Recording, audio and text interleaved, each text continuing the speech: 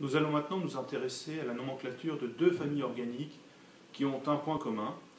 Les aldéhydes et les cétones possèdent tous les deux une fonction qui s'appelle la fonction carbonyle.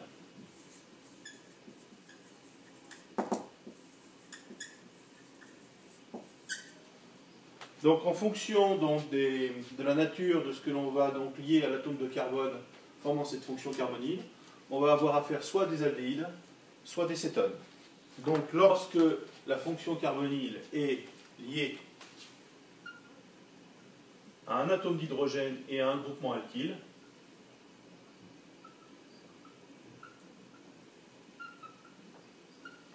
on a affaire à des aldéhydes. Lorsque cette fonction carbonyle est liée à deux groupements alkyles,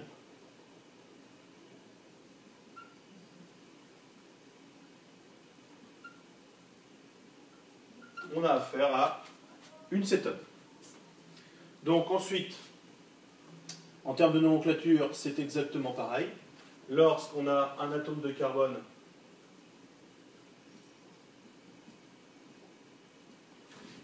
on a affaire à du meth.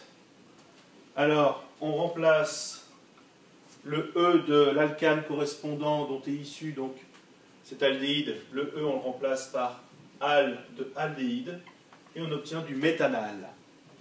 Lorsqu'on a deux atomes de carbone. Donc le point commun, vous voyez, c'est toujours cette fonction carbonyle liée à un atome d'hydrogène et je m'occupe que de la partie gauche qui change ici. Donc je remplace ici le H par du CH3. Je vous rappelle que le carbone est tétrahédrique. Donc là, cet aldéhyde est constitué de deux atomes de carbone. Donc 2, c'est eth. Et je remplace le E de l'éthane par de al pour former éthanal. Et ainsi de suite. Donc je en fais un troisième. Donc deux atomes de carbone supplémentaires, donc ce qui nous fait au total 3 atomes de carbone. 3, c'est propre. Je remplace le E de propaneux par propanal pour former l'aldéhyde correspondant issu de cet alcane. Donc, vous continuez comme ça, ainsi de suite. Vous faites du butanal, du pentanal, de l'hexanal, de l'heptanal et de l'octanal. En ce qui concerne les cétones maintenant. Donc les cétones ont tout en commun d'avoir cette fonction carbonyle. Lorsque j'ai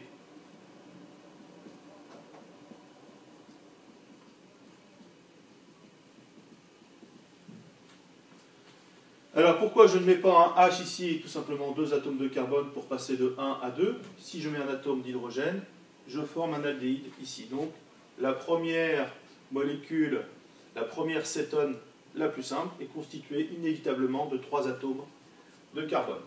Donc ici j'ai 3 atomes de carbone, je forme de la, alors je vais l'écrire ici, propane. Alors là encore une fois, pour la nomenclature, c'est issu de l'alcane, donc le propane se transforme en propane non, j'enlève le E et je rajoute le on de cétone.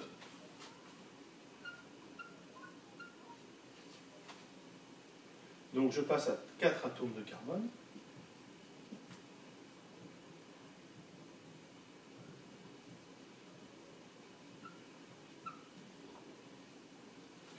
Et là, vous avez compris que 4 atomes de carbone, c'était de la butanone. Cependant, on doit indiquer quel est le carbone qui porte la fonction cétone, c'est-à-dire la fonction carbonyle. Elle est en position 2, donc ici c'est de la butane-2-on. Butane 2 on.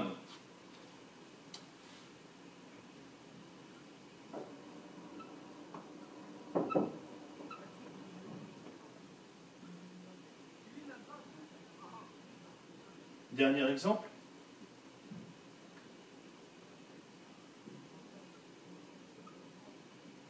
Donc j'ai une molécule organique qui est constituée de 1, 2, 3, 4, 5 atomes de carbone. 5, c'est pentane. Donc c'est de la pentanone, puisque j'ai bien la fonction cétone. Alors le carbone fonctionnel, c'est le carbone numéro 1, 2, 3, je numérote dans ce sens-là. 1, 2, 3 dans ce sens-là, donc ça ne change rien, la molécule est symétrique. C'est de la pentane 3-on.